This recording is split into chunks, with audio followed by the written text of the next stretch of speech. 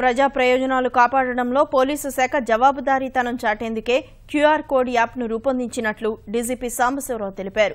గుంటూరు జిల్లా తెనాలిలో QR code యాప్ను ప్రారంభించిన ఆయన రాష్ట్రంలోని అన్ని స్టేషన్లకు దీన్ని అనుసంధానం చేస్తామన్నారు. ఏ కేసులోనైనా పోలీసులు స్వాధీనం చేసుకున్న వాహనాలను యజమానులు తేలికగా గుర్తించేందుకు వీలుగా ఈ యాప్ దోహదపడుతుందన్నారు. ఈ పోలీస్ స్టేషన్లో ఉన్నటువంటి ప్రాపర్టీస్ ని ఈ విధంగా గుర్తించాలి, మనం ఎందుకు చేయాలి అనేటువంటిది ఆలోచన ఎందుకు వచ్చిందంటే, ఏ పోలీస్ స్టేషన్కి పోయినా గుట్టలు గుట్టలుగా ఎన్నో సంవత్సరాల నుంచి పడి ఉన్నటువంటి వెహికల్స్, వాటి ముఖ్యంగా పోలీస్ స్టేషన్ అందాన్ని ముందు చెడగొడుతున్నాయి. అంటే అందం ఉన్నా లేకపోయినా పోలీస్ స్టేషన్ ఉన్నందాన్ని చెడగొడుతున్నాయి.